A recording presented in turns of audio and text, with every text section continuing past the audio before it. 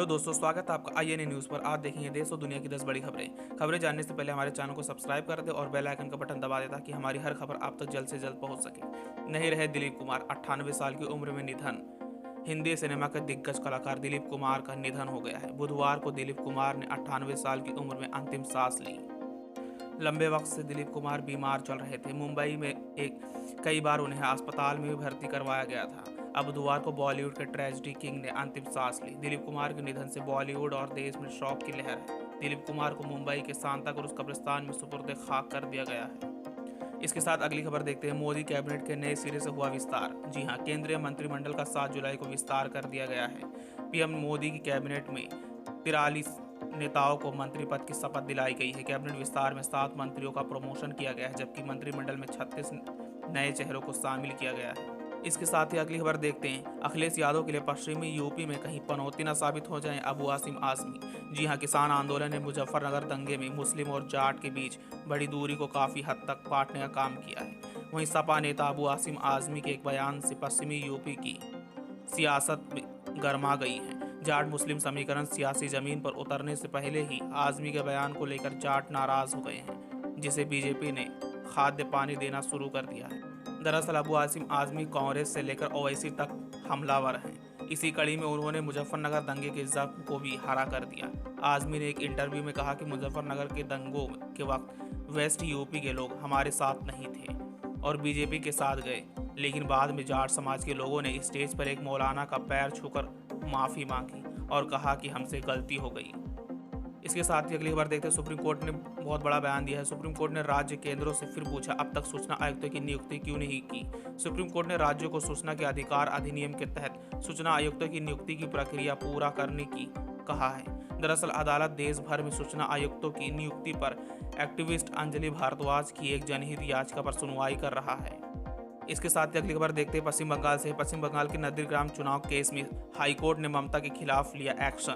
जी हां, कलकत्ता हाईकोर्ट ने मुख्यमंत्री ममता बनर्जी को बड़ा झटका दिया है।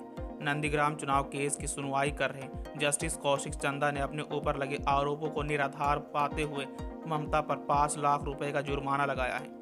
दरअसल ममता के वकील ने नंदीग्राम केस की सुनवाई में पक्षपात का हवाला देते हुए जस्टिस कौशिक चंदा की पीठ से मामले को स्थानांतरित करने की अपील की थी।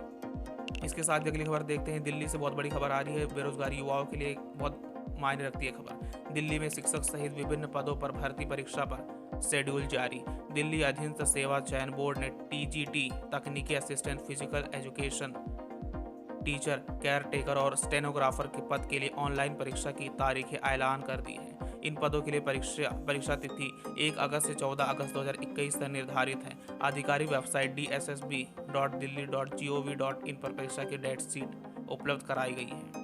इसके साथ ही अगली खबर देखते हैं। SBI कस्टमर्स हो जाएं सावधान। जी हां, स्टेट बैंक ऑफ इंडिया के कस्टमर्स को सावधान रहने की जरूरत है। चीनी hackers state bank of India के कस्टमर्स को निशाना बना रहे हैं। इसके लिए वो कई तरह के स्कैम्स का यूज़ कर रहे हैं। ये हैकर्स कस्टमर्स को निशाना बनाने के लिए व्हाट्सएप पर SMS करते हैं। व्हाट्सएप और SMS के जरिए SBI के कस्टमर्स को KYC अपडेट करने के लिए कहा जाता है। इसके लिए मैसेज में एक वेबसाइट का लिंक भी होता है। ये वेबसाइट SBI की वेबसाइट से काफ़ी मिलता जुलता है। इस वजह से कस्टमर्स धोखा खा जाते हैं।